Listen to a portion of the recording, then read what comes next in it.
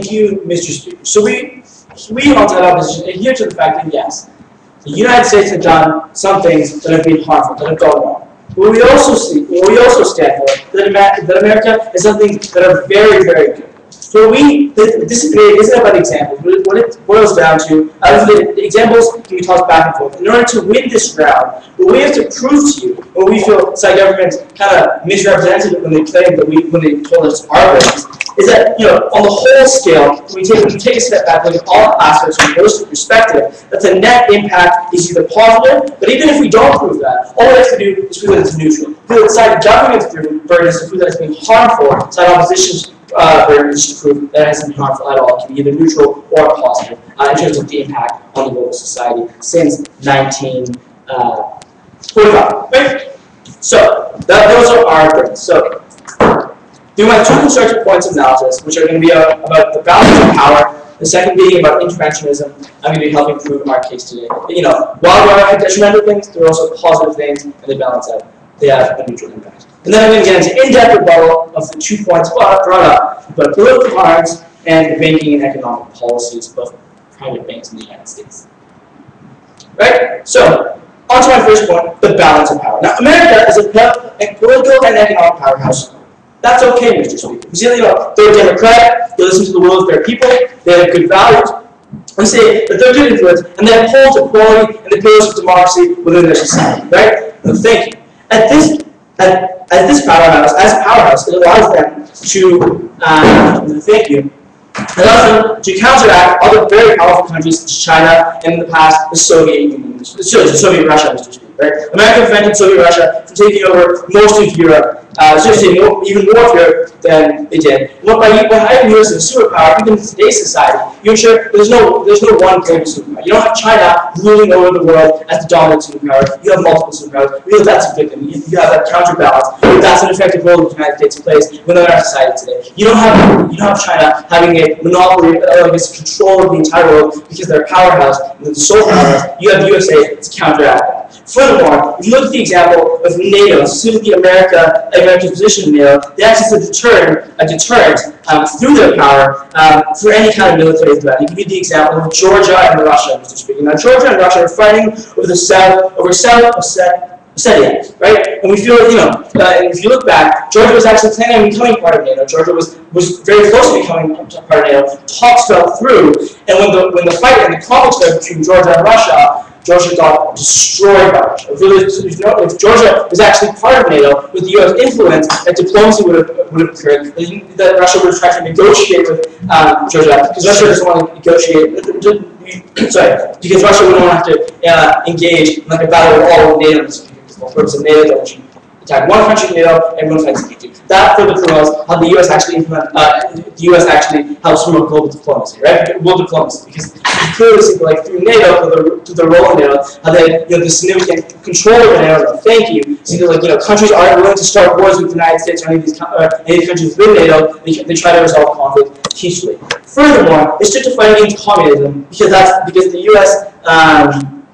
It's just fighting against communism, not because the U.S. itself would become communist during the Cold War, but purely because of the fact that it would be harmful for other countries. Even though communism would help bring down those countries and its detrimental to those countries, they stood in favor of supporting other countries, even though they knew their own country was at risk. They're always going to be global superpowers, but we think it's beneficial to have multiple. They have a vested interest in the well-being of people. You look at the example of Haiti. The United States was the first country to give aid to Haiti. Thank you, Mr. Speaker. I'm going to address the point about the realism one later on, but in my rebuttal. But they were the first country to help give aid to Sri Lanka. They give millions of dollars in aid every year, so that's beneficial. On to my second point, interventionism. Right? America is often criticized for its interventionist policies, but in fact, these are actually globally beneficial, right?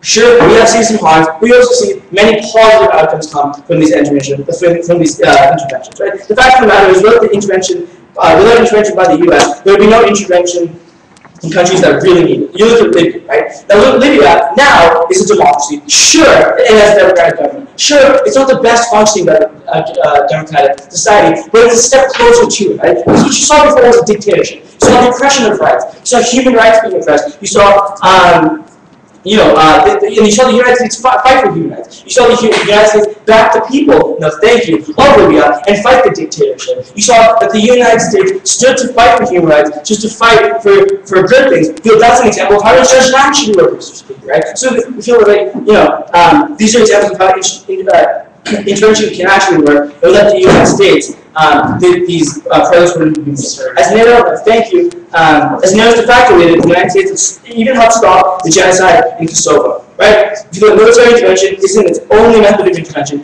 NATO has led diplomacy talks multiple times with different countries, and the United States gets multiple rights to developing nations during natural disasters. Right? Furthermore, look at Afghanistan. Right? Afghanistan and Iraq are prime examples of what side-out government will come up here and use. But we say that, look at the outcomes. Right? Saddam Hussein, Osama bin Laden, they're dead. Right? The leaders of bin Laden, the leader of global terrorism, is now dead. Why? Because of the United States, Mr. Speaker. Right? The United States took a stance. The United States fought lead of this global war against terrorism. Yes, sir. Thank you. That has benefits.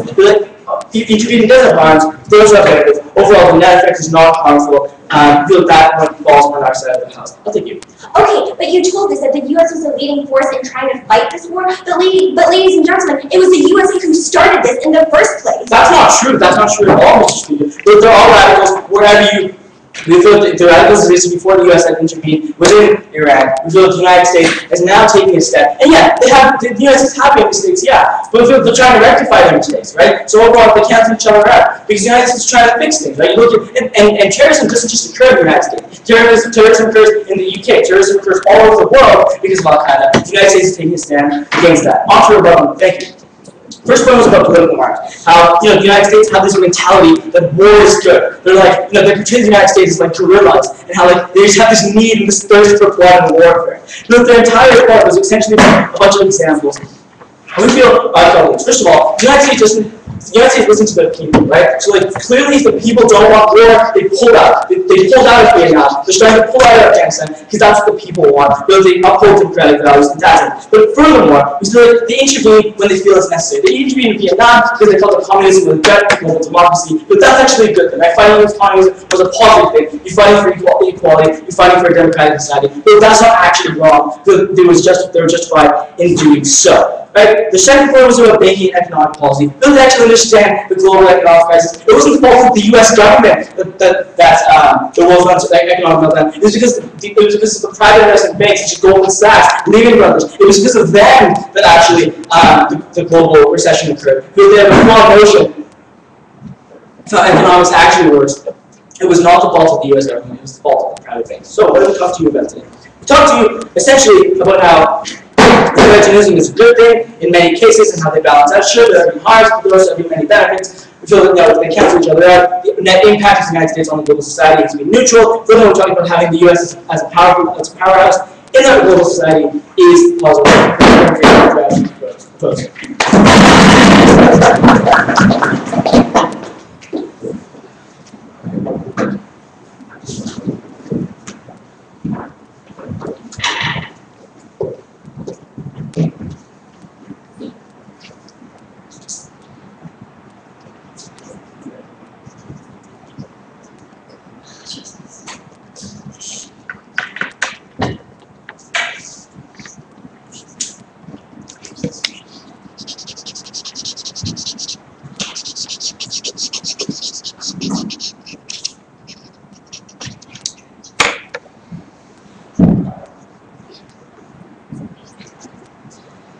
Basically, what we've heard from side opposition today is this stance that what they're going to prove to us is that either America has had a positive or a neutral impact. What we feel, however, is their points did not prove their own burden that they set forward today. Because their points were about how America is good in some interventions. Their points were about how America has intervened and stopped Saddam Hussein, how they stopped Osama bin Laden, and we also saw a lot of their analysis about NATO.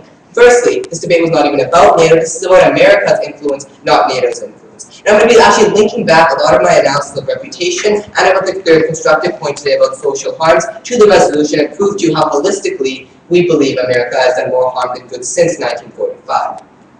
But first, let's talk about their first point today, this idea of balance of power. They talk firstly about democratic. How about pillars of equality and how America has upheld this? We do not believe, however, America has fomented social policy that has actually upheld rights since 1945. We saw a huge segregation of black people during the period of 1945 to the present. We say we actually still see policies placed today that restrict rights within America, something we'll be actually talking a lot more about within my constructive.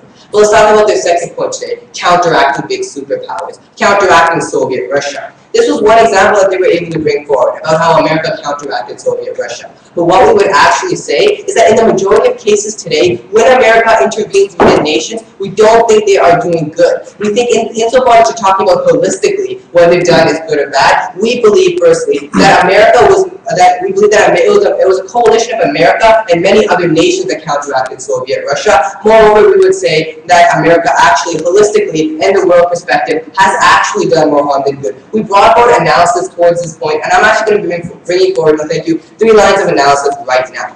Now, basically, we believe America has done more harm than good. Firstly, because when they intervene with nations, they're not always successful. We brought forward the example of the Vietnam War. And that one, they didn't really have a clear incentive to go and fight Vietnam in a war. Even though they were communists, we believe that there are many other nations that were communist, and we believe that in a world where we would have the UN and where we have other diplomatic international communities, we do not think it was America's incentive nor place to act as the world's policeman and fight in the Vietnam War. What did we see as a result of the Vietnam War? We saw that they bombed the country, we saw that they hurt a lot of Vietnamese people, we saw that they hurt their own American soldiers, and in the end, Vietnam stayed a communist country. In the end, Vietnam won the war, America failed. But let's talk about even where America, or where the world believes that America is successful, where the world claps and salutes the American flag. Let's talk about those instances. We don't think that when America intervenes, that they always do a good job. We don't think that they're only there and have fixed the problem. We believe that they've just prolonged the problem. We're going to be bringing forward the example of Somalia. We would say within the intervention in Somalia, when America and the UN intervened within Somalia during UNISOM 1, we saw that they were able to reduce paramilitary influence and topple the current government, and then they left. What they did not do was resolve the tensions or institute democracy or institute democratic institutions within Somalia. So what did we see? We saw paramilitary organizations prop back up once again. We saw a government prop back up once again. And what we think ultimately this meant was that they weren't able to resolve tensions. They just prolonged the deaths of the Somalians to a later date. We think that's something that they haven't been able to substantiate. Moreover, we would say that actually when America intervenes within places, and even in some cases where they may be successful, they create new problems in the first place. In the second place, we brought for the example of the Afghan-Soviet War, and that when they used the Mujahideen to fight back Soviet Russia, what they inherently did in return is that the Mujahideen turned on America and became known as the Taliban. And now that's why they have to intervene in Afghanistan the second time. What they ultimately did was create a new problem, and that's a new problem that they had to solve. Let's talk about what they talked about in NATO. They said, America's position in NATO is so important, and NATO has done such good things. They brought up this example of Georgia. What exactly did this prove to us? Georgia didn't go into NATO, and then they were invaded by Russia. But if they had joined NATO, they wouldn't have been invaded by Russia. So what? What does this prove? Did America help Georgia into NATO? Did America not help Georgia into NATO? Or was America's place within this example? Something that they weren't able to prove, so we were pretty confused about this. Moreover, we would say this debate isn't about NATO, and we believe that sometimes when there's a large American influence within NATO, this is actually harmful. Because when America decides to go and intervene within a nation, and they use NATO's resources, and they use other democracies' resources and soldiers, and they go into a nation and fail, or create more problems, or prolong the problems within that nation, we feel this is ultimately harmful. So we believe that they fall on both bases. Another example that they brought up was aid, about how aid is good and about how America gives aid. We would say that one, aid doesn't necessarily help developing nations. Moreover, we would say firstly, the analysis behind that is that aid fosters dependency. That aid makes other nations dependent upon America, which allows American multinational corporations to then go within those nations and exploit their resources. We brought up the example of Haiti, and they weren't able to take down this point. They weren't able to talk about how multinational corporations don't go and exploit countries yet. Would you think it's better that the people who are suffering after an earthquake just died, or the U.S. take a stand? If America never went to Haiti and allowed their multinational corporations to exploit their soil, Haiti wouldn't be as bad a situation right now, because they wouldn't have the sugarcane resource that they used to export and make money off of, and they wouldn't have the capital within that nation.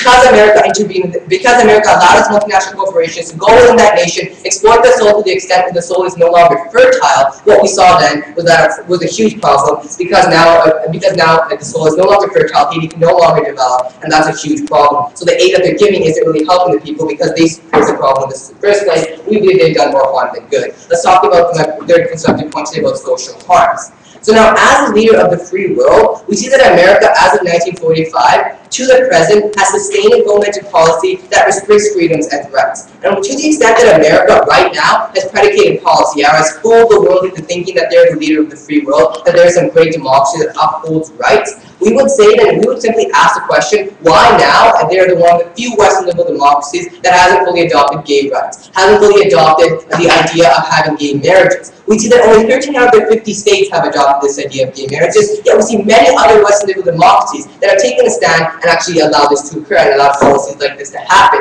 We would actually say, I'll take you in a moment, madam, we would actually say that right now America's fallen behind other democracies, and we don't think they're no longer in the free world, we think they restrict rights, yes. Okay, one, America is listening to its people by not instituting gay rights in some areas. Two, America is making progress in terms of striking down things like the Defense of Marriage Act. Okay, here's the problem that we see though within America. We see that right now, as the leader of the free world, what they need to do is show a policy that does allow rights. We think just because certain people within a state believe that, okay, gay marriage is bad, we think that shouldn't happen because we have states like Texas where they have a low religious tolerance. We have Jim Crow states that we'll be talking about later that has oppressed black people, and now we've actually seen bills that are allowing this to occur. In these nations, why exactly is it that we're allowed to restrict these rights? Justification that you haven't been substantiated. Furthermore, let's talk about, say, pre-1970 America and post-1970 America. We saw a lot of examples of segregation of the black minority. And what we saw was that they were being killed. What we saw is that they were being segregated against, and it took a huge movement to solve this. But we saw that America did not have policy that allowed rights to flourish. And we saw examples of, say, like, and what we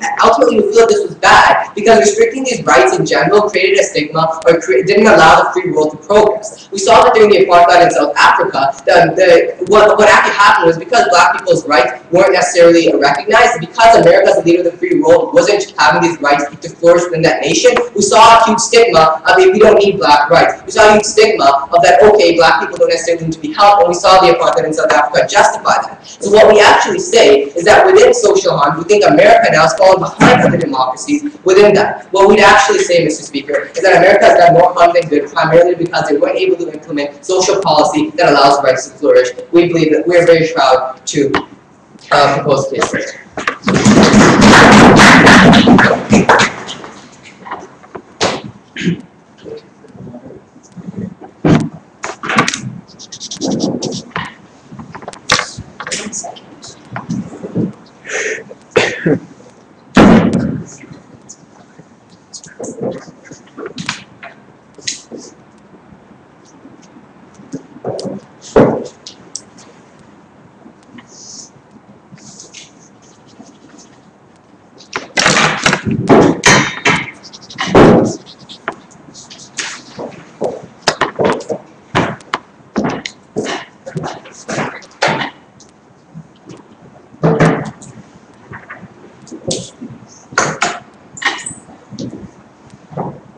Mr. Speaker, what you see before you today is a side government that has so far relied mostly on assertions backed with examples, but what we think they need to do is come up and provide some analysis as to why these examples represent the entire picture. We see that anyone can provide an example to prove a point. We beg to hear the analysis that proves why the example is right in every case. Now, what I'm going to be doing for you today is refuting what we've heard coming from side government, and then moving into my constructive point that greed is good and we are in full support of America's self-interest. Now, let's move into some refutation. So what we just heard coming out of the last speaker is this idea that, like, gay marriage is not allowed in the United States, right? We see that they basically told us that we're falling behind in the free world, and that we only have a couple states that support gay marriage. All right, a few responses to this, okay? One, we see that what they've tried to present is that America actively suppresses rights. No, Mr. Speaker, America is a democratic nation that actually follows democracy, right? We see that America, because of the way that the government is set up, the federal government actually has a fairly slim control over things like this. It is very state regulated. So we do see a more accurate democracy in America than we see in many other countries. So we see that, yes, okay, we are in full support of the fact that if people in America don't want to see gay marriage in a democratic nation, we don't think that it's the government's place to say, well, you know what, I know it's like supposed to be about the people and for the people, but we're going to make a decision for you, right? We said that's undemocratic. We don't think we should be supporting undemocratic values. economies. But secondly, right, they told us that we're falling behind in the free world. Mr. Speaker, only 12 nations in the entire world allow gay marriage. It's not like this is something the entire world has accepted and America is like falling behind. You see that America is still at the forefront of social progress, but they do so through proper democracy. They do so through actually being entirely democratic. We think this is a fundamentally good thing. We don't support breaking democracy to like support what people think is liberally correct, right?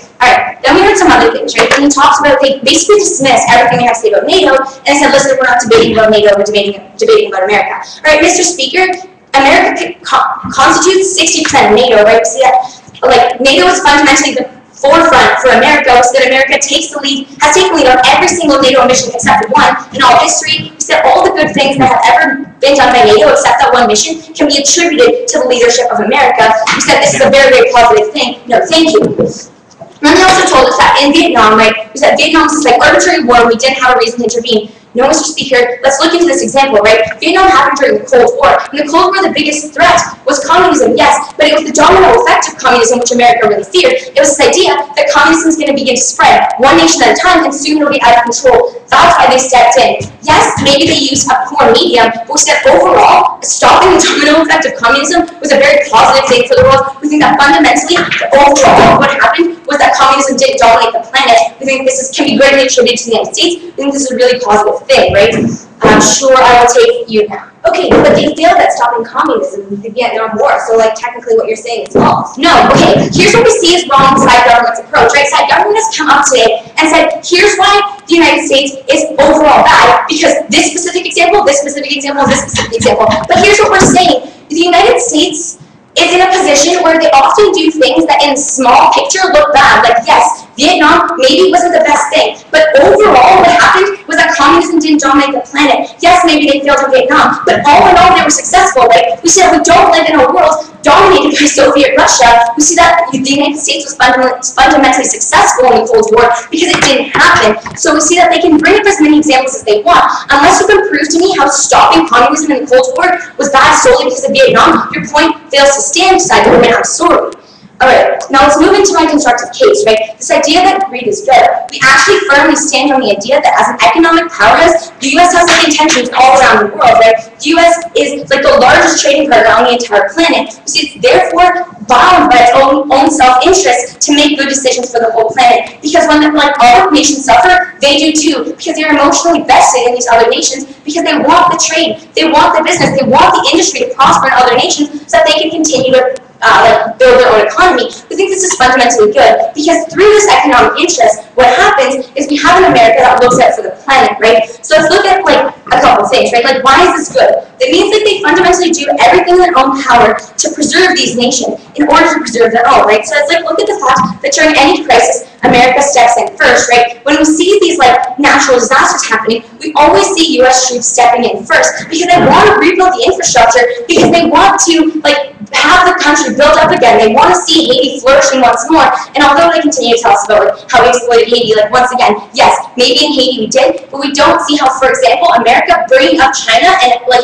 being a very large contributor of the fact that China is now a global superpower is a negative thing, right? We see that America has a very strong interest to do this because through building up China, they've built up a stronger trade partner. They have like benefits coming back to them. We said the fact that they're self-interested, no thank you, actually results in them being like vested in building up economies around the world, right? Now let's look at a slightly different example. The United States, because they are like the largest trade, like part of like international trade, they're kind of the largest player in the picture.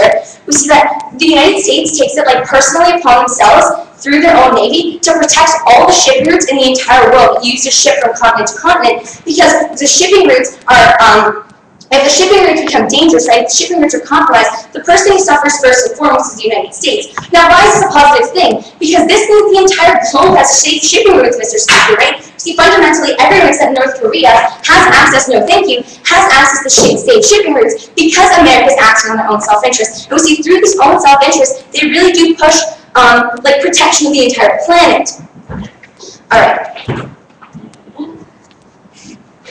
Yeah, okay, so we see that like United States fundamentally every interest in developing and furthering the economies of the nation. Right? I spoke to you about China earlier. We see that China continuously gives money, gives aid, and pushes industry in the developing world because they want these players to become larger. They want countries in the developing world to become actual trade partners. They want countries like India, countries in Africa to become have actual industry and give themselves access to these resources because these resources benefit them, but the business with the United States benefits every nation globally, right? Sure, I'll take you before I start with that. What you didn't understand is ultimately America harms the developing world because when they exploit the developing world's resources, they harm the developed world. Even though they're getting capital in the small place, in the long term they are harmed, like we saw in Haiti. Okay, yeah, once again, right, we see this assertion from side government that the United States exploits the developing world, and the only analysis we've heard on this point is what happened to Haiti, right? I beg to hear some analysis on this point as to how and why they would be interested in exploiting the developing world, because, Mr. Speaker, the United States is not interested in the next 5 years. The United States is interested in prospering for the future, right? We see that when they, the United States isn't dumb. We see that when they exploit the developing world, if they were to do this in every case, what would happen is very soon they would have trade partners. The United States is vested in continuing to grow and continuing to gain power, and through this, they are more vested in actually raising up the developing world than bringing it down, as side government like to have you believe. So what have I talked to you about today? So today my partner talked to you firstly about the balance of power, how the United States stops other superpowers from getting out of line. We said this balance is really, really important. Without the United States, we would see someone like Russia or someone like China entirely dominating. The United States keeps them in check. Secondly, interventionism, right? We see that basically, the United States is leading the war on terrorism. Yes, maybe there have been some bad occurrences. Yes, maybe sometimes it didn't work out. We see that in the big picture, the United States is at the forefront of stopping terrorism. The United States is the one who's actively fighting all the time to stop terrorism. And thirdly, we think that greed is good. We actually stand very firm on the fact that economic interests are the best way to ensure the interests of other nations. Okay, so for these 3 reasons, we're very proud to oppose this bill.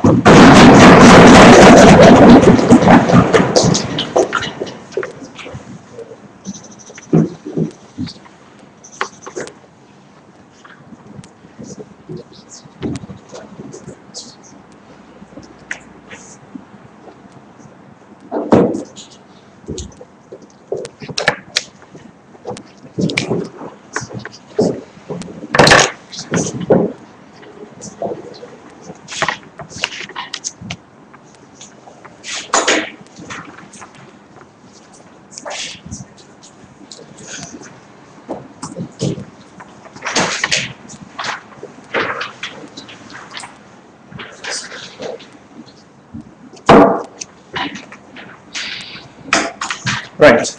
Thank you very much. Proposition 3.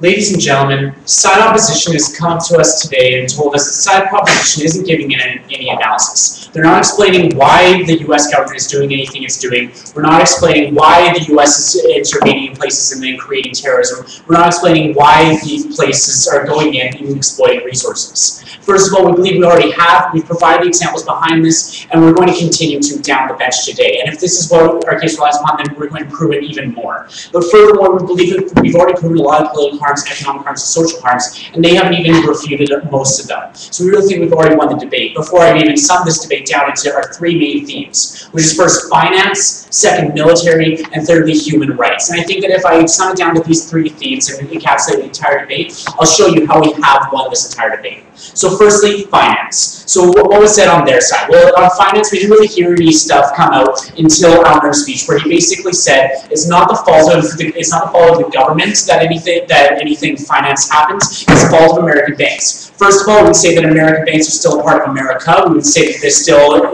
negatively affects the world. We would say that this is still very bad. Secondly, though, even if we didn't accept this, we would say that the laws that America has on its banking system is what directly allows American banks to get away with these kinds of things. We would say that the laws encapsulating its banking system is the reason why the financial crisis of 2008 happened. We would say that these kinds of things and allowing multinationals to go in and exploit resources is what allows this thing to happen. Now they said, but why on earth would anyone want to exploit a resource for profit? That would never happen in the real world. Come on. Why on earth would this happen, ladies and gentlemen? For a simple reason. Because companies want profit. Companies want profit. A company wants a good quarterly report. A company wants to go into Nigeria and exploit the the oil, no thank you. He wants to go in somewhere, exploit the oil so that they can get as much profit in the short term as they want. The whole basis that America's economy is backed by oil proves that they aren't very interested in sustainability and renewability. They're really just interested in getting as much profits as possible, sure. You essentially talked about the detrimental impacts of like a U.S. company. Look at Google. Google is a U.S. company that's revolutionized the technology. Oh, thank you very much. Google is a great company that's revolutionized the entire world. So that's why they immediately cripple underneath any pressure that the Chinese government gives them to sacrifice human rights. That's why they don't allow anyone to go out and search anything on Google when they're in China. That's why they uphold freedom and democracy, right? Because so far this all-side opposition has had so on us today is that America is the last bastion of great hope in the free world today. And that's why we need America since 1945. But quite frankly, ladies and gentlemen, see that these American companies overall aren't good and overall very self-interested. Which brought them to their point that greed is good. You know, America's looking out for the planet, America wants what's best for the planet. They built up China. First of all, we don't actually agree that they built up China. We think that America's protectionist policies directly went to counteract the Chinese movement. We think that the fact that they trade more with South America than with China shows that they don't actually try to build up China. Second, their whole shipping routes thing. We believe that the EU actually protects more shipping routes than America and has more ships shipping routes than America, so we don't agree with this assertion either. And then thirdly, the fact that they're the first one to a crisis. First of all, we don't think this is true. We see, to example, that they weren't the first one to Haiti. They weren't the first one to a lot of crises, and they're not even the first one to their own internal crises, like what happened in New Orleans with Hurricane Katrina. They didn't even look out for their own citizens, which I'll get into more in my human rights theme. But now I'd like to move on to the military aspect of this resolution, because I think it's a big one that side opposition has really dropped the ball on. So first off, what did we tell you? We told you right away about the political harms that the U.S. government has had, about the war mentality that they have, the foreign policy. So first of all, we talked to you about the war mentality and how basically the U.S. government wants to have control over its people and wants to be going to things like war so that it can have control over its people, so that it can have the support of its people, and so that the government doesn't get overthrown, the government doesn't get really talked badly upon. And so what did they say to this? Oh, you didn't give us any logic, you didn't give us any analysis, you didn't give us any assertions, therefore we don't need to refute it. Ladies and gentlemen, we don't actually think that the USA listens to its people. We think that the fact that the USA lies to its people continuously, no thank you, such as saying that Saddam Hussein is weapons of mass destruction, or such as saying that North Vietnam bombed our ship. We think that this proves that they don't actually want to listen to their people. They want their people to formulate the opinion that they want them to formulate, so to justify their own actions. We don't actually agree with anything, with any analysis that came out of them, and then just saying, well, you only gave us the example of Vietnam, Iran, and Afghanistan, that doesn't prove it. No, ladies and gentlemen, maybe they can prove it right now. Sorry, but if the United States doesn't listen to its people, then why did they pull out of Vietnam when we saw mass protests? Thank you very much. The reason why they had to pull out of Vietnam after they saw mass protests was because they realized that their government couldn't support this lie anymore. We believe that if in the beginning they had just listened to its people, that this wouldn't have happened. We don't see why they had to make this huge mistake in order to pull out, and why they couldn't just go out to begin with. Now, what did they say to this? Well, the main thing they said to this was, at least they stopped communism. Ladies and gentlemen, first off, communism spread to Laos and Cambodia right afterwards, so we don't actually agree with this. We think that overall they didn't actually stop communism. We think that, well, yes, the USSR did eventually fall. We don't think this was in great part just because of the American influence. And furthermore, we haven't actually proven this was a good thing, that taking down the superpowers, since they even admitted that you want to have two superpowers at a time, then why is it that great of a thing to take down one of the superpowers? We believe that this is a major contradiction in their case, and they need to clear it up in their third speech. Now, we see that overall military. Now, they try to say that, well, you know what, NATO is America, therefore all the positive benefits of NATO are also positive benefits of America. First off, ladies and gentlemen, NATO is not America, right? NATO is 28 different nations, 28 different sovereign nations that all have to agree upon an action before they go in. So, if one of the nations doesn't agree with this, then they don't go in as a NATO operation. So let's look at a NATO operation versus a US operation. So it's just a NATO operation such as the freedom of Bosnian Albanians inside Bosnia, Albanian Bosnians. So what we saw there was that NATO was able to go in and stop the genocide. What do we see as an American kind of operation without the support of NATO? Well, that's like the Iraqi invasion, where they overthrew Saddam Hussein and created more anti-West sentiments, just like they did when they supplied the Mujahideen back in the Afghanistan war against Soviet Union, which again we see that America has done more harm than good. Now, moving on to human rights, we really see that they do segregate a large part of their own society, and that they aren't really the leader of the free world when they're suppressing all these minority rights. What does side opposition say to this? Well, ladies and gentlemen, they're listening to the democratic will of the people. That's right. If 90% of the people say that 10% of the people don't deserve to vote, then that's okay. That's democracy. That's why America is great. Ladies and gentlemen, that is exactly why America is not great. That is exactly why we shouldn't allow these kinds of things. We don't believe that because of a free vote, no thank you, we don't believe that because of these kinds of things, we should be allowing them to restrict the rights of minorities. And furthermore, sure. Well, then what do you suggest we do? Take down democracy and let everyone have whatever they Thank you want? very much. Actually, what I suggest you do is you just follow the court system like most of the rest of the free world is doing. But I want things such as in the Constitution, saying that you can do things such as in the own Constitution, which America doesn't do it by implementing in Constitution into law, not having to put it all up to referenda, which ultimately hurts the minority. We haven't actually seen that much of a response to this other than they follow democracy, therefore it's all good. But we actually see that because they restrict the minority rights, because they repeatedly have actually now introduced brand new voting tests into Texas that will actively pull the rights of Black Americans inside Texas to be able to vote. We actually see that because of this restriction of minority, they have done more harm than good, even within their own country, as well as making it justifiable for governments like the apartheid government of South Africa to be able to say back when they were in existence, well, look, America's doing a lot of the things that we're doing right now, so it's okay. We don't actually see how they've been neutral, as their low burden is trying to say, or that they've been a force for good, as their other burden is. So we don't actually see how they've proven either of their burdens. They need to clear a lot of things up in their third speech and in their reply speech. But it's because we've proven that the military harms are so great, that because of this interventionist policy, they've just killed a lot of citizens, because they hurt the world finance, and because they aren't supporting human rights. This resolution must and will stand. Thank you.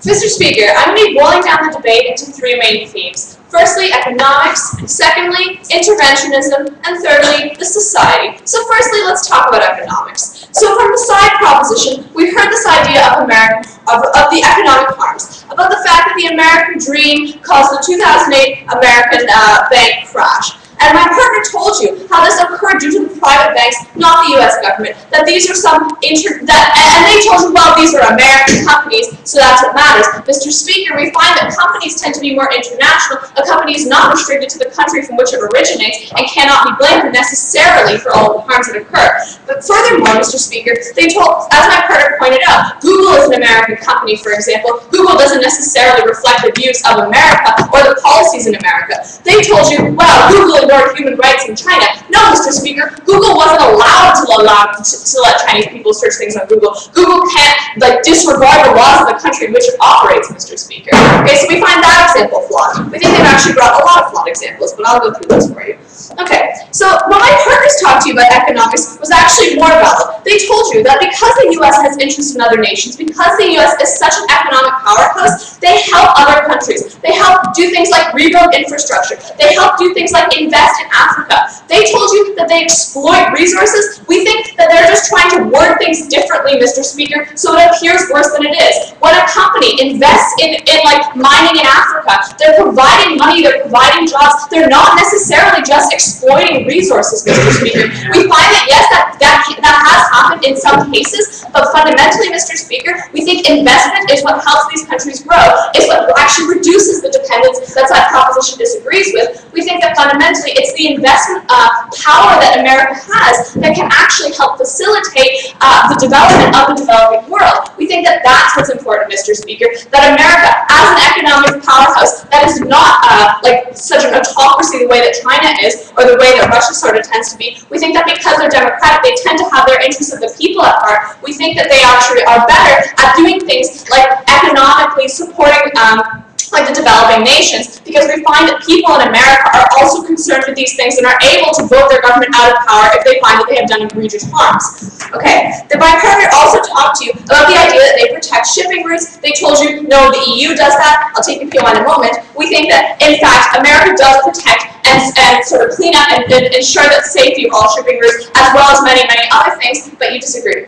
No, because unless if you talk about America doing more harm than good. Exactly how exactly does America do more harm than good when they've intervened within certain nations, in developing nations, and keeps developing nations developing, when they've intervened in the Middle East and causes of terrorism, exactly how... Okay, I understand, but I think I'm actually going to deal with your whole point about intervention in my theme about interventionism, so I hope that's okay with you. Alright, so let's move on. So when we're talking about economics here, and they told you time and time again about Haiti. They said, Haiti, Haiti, Haiti, Haiti, Haiti. We say, the fact of the matter is, Mr. Speaker, when you invest in a lot of places like the entire continent of Africa, we think that that example outweighs your example of Haiti. We think that fundamentally, their idea of exploitation is not necessarily factual, Mr. Speaker. We think that the fact of the matter is, America has such massive investment power that they've denied that they've invested in China, but Mr. Speaker, the fact that they are such big trading partners with, oh, it's so bad they're trading partners with South America. No, Mr. Speaker, what do you think builds up South America? The fact that they have the U.S. as a huge trading partner. We think that is what does more good than harm. Alright, let's move on to my second theme regarding interventionism. So from the proposition, they've given you a lot of examples when the America has intervened and has had bad consequences. So first of all, they talked to you about the Sino-Afghanistan war, or excuse me, Soviet-Afghanistan war, and they told you about the fact that America armed the rebels, and the rebels later on became terrorists. However, Mr. Speaker, we think that this is one example. We think that fundamentally, America can make some mistakes. We think that actually, Mr. Speaker, what happened was they were trying to help these people rise up against an oppressive government. We think that inherently, they've actually learned from this. That's why they didn't arm the Syrian rebels, despite the fact that Syrian rebels were doing the same thing. We think that now, as we find the Syrian rebels are becoming more radical, they still don't arm them. We think that fundamentally, these kinds of things prove that America actually has the best interests of the world in mind, that it's actually a good thing that the things that they're doing. We think, and they also brought to you this example of Vietnam. They told you about how they actually weren't successful in Vietnam. They told you about the human rights atrocities they committed. They told you about how Vietnam spread, like the communism spread to Laos and Cambodia. But we say that there were actually successful examples of intervention during communism. They want to talk about Vietnam. Why don't we talk about Berlin, Mr. Speaker? Why don't we talk about the Berlin airlift, in which the United States prevented Berlin from being cut off and isolated within Stalinist Russia? We find that, Mr. Speaker, there are good examples as well as bad examples of what America has done. We find that the proposition is harping on a couple examples they can find without actually backing it up with much analysis, unlike my partners have done. We find that, Mr. Speaker, for every example of something bad America has done, we can give you a good one. We think that therefore balances it out to neutrality. Okay. So, in terms of intervention, we talked about this idea of the balance of power, that simply by existing, America is able to balance out large countries like Soviet Russia, like China. We find that, Mr. Speaker, if Soviet Russia had existed without the United States to act as a balancing, we find that Soviet Russia would have been far more likely to spread the influence of communism around the world. We think that the United States was actually very, very influential in stopping the Warsaw Pact. Okay.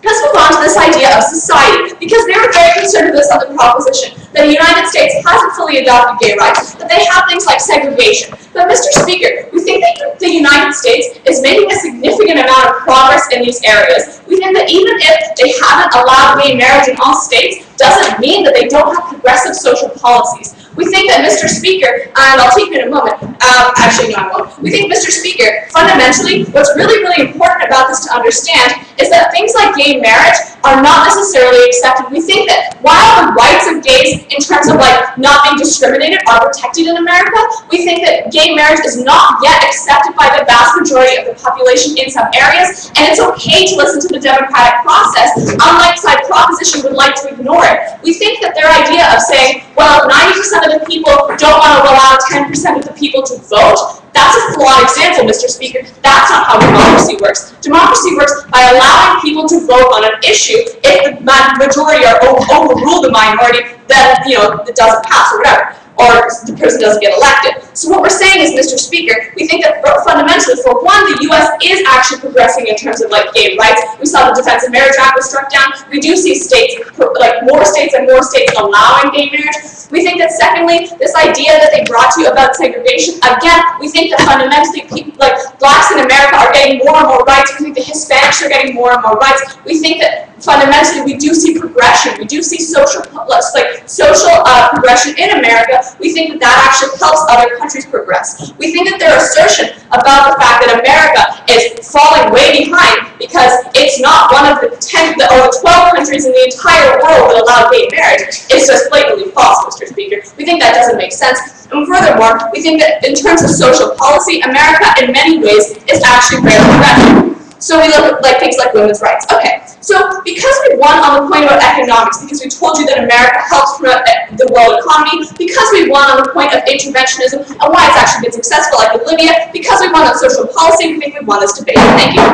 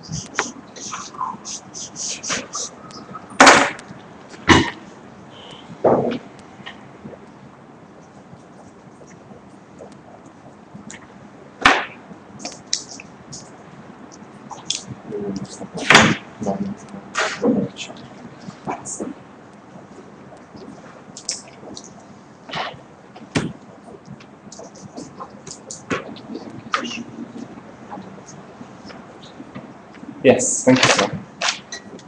Okay, good. Thank you, Mr. Speaker. So what we've seen so far today is a side government that's come up here and they've given you a bunch of examples. I've actually written them down. I've tried to get, I think, all of them. They brought, Vietnam, they brought 4. One of them's wrong. But like Vietnam, Haiti, Iran, they talked about the economy. So I'm going to give you 4 examples that we brought up that are being positive.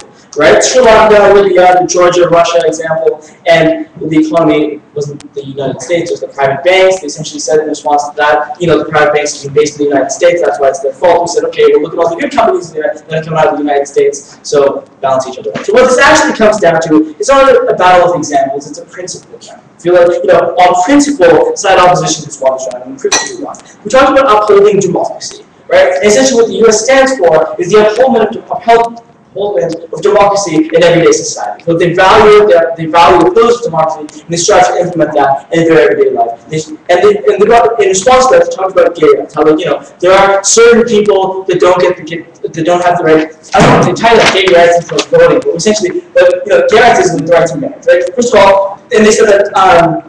In response, they said, okay, would you rather have democracy just fall? They said, I know, have the court address certain things. Because, okay, well, my partner came up here and talked about how the Supreme Court actually talks about the Defense Marriage Act. Furthermore, talk about how, you can't accommodate everyone, that's what democracy stands for, right? 49% of the United States want maybe Romney to become president, 51% wanted Obama to win. That's a democracy. Sorry, Mr. Speaker, not everyone gets what they want, but that's how democracy functions, right? If 1% of the United States wants the United States to be communist, doesn't mean the United States is going to become communist. That's how democracy works. The court falls with that. Overall, then we talk about how the U.S.'s impact in Vietnam was detrimental, and it can actually stop us with communism. What the U.S.'s intention was to do was actually stop the domino effect of communism. You know what they actually did? Because today we don't have a global, communistic society. The communism doesn't actually entrench the global society today. The communism eventually stopped. So that is a good thing. Then we talked about the balance of power, right? We keep China in check this week. Well, we feel that's actually a positive thing. They said, oh, well, you took down Soviet Russia, then you're not keeping the balance of power. The Soviet Russia is not an example of a good superpower to have. They're communist. We oppose that. They went against democratic ideals and principles, and that's why we oppose that.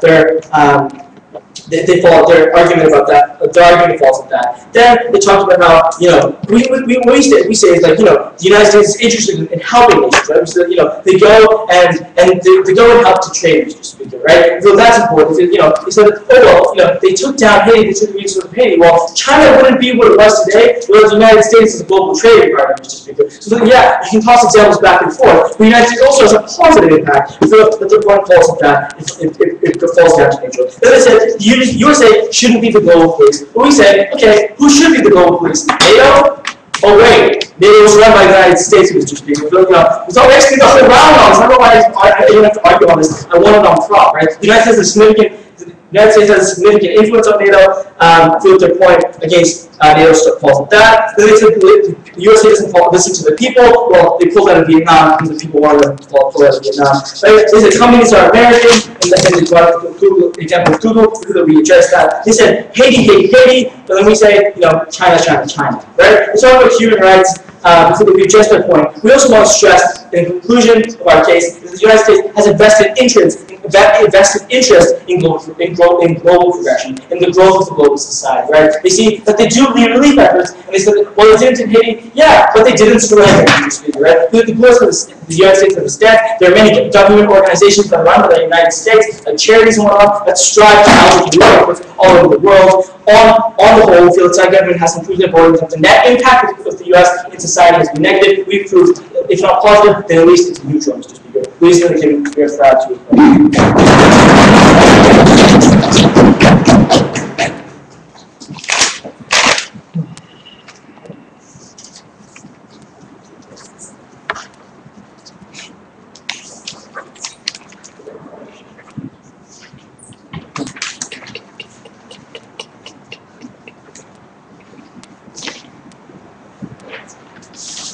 Thank you, ma'am.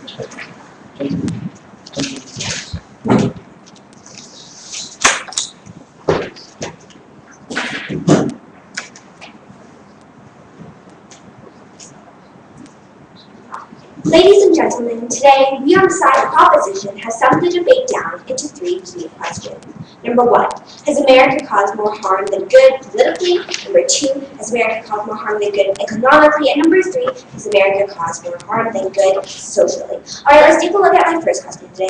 Has America caused more harm or good politically? So side opposition today has tried to tell you that they've caused more good. That number 1, that they intervene when they're dictators. Ladies and gentlemen, we on side opposition have told you that this just prolongs dictators. That when they overthrow them, that because they're not able to institute a democratic leader, that these dictators are just going to crop up again, right? Furthermore, that this also causes countries to have these anti-West sentiments because the West intervened, because the West came into their country and tried to tell them what to do. Secondly, they said that it stops terrorism. Okay, ladies and gentlemen, we've already told you that it was the USA who created the terrorism and who created Taliban as a whole already, right? We've told you how the Mujahideen became the Taliban. And furthermore, they've told us that no, that there are radical people anyways. Ladies and gentlemen, we believe that the only reason why there are radical people is because they have a reason to hate the USA.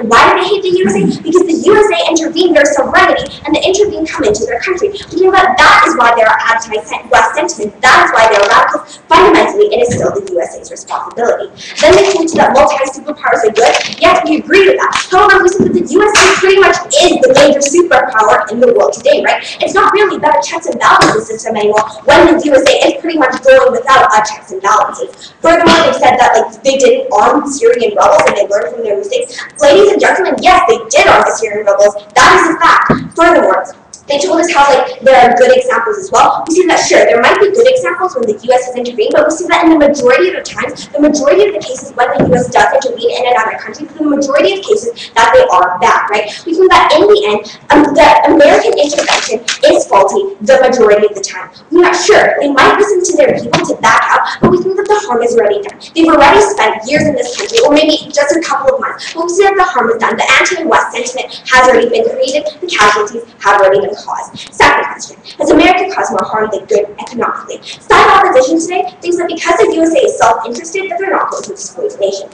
Ladies and gentlemen, we think that this is completely ridiculous. We think that companies and multinational corporations are without remorse. We think that once they exploit a country and there are no more profits, that they're going to move on. They said that they build infrastructure, that the USA builds infrastructure in Africa. We said this isn't true. They only build infrastructure where there are profits to be made. We think that they only build infrastructure when they can exploit the oil.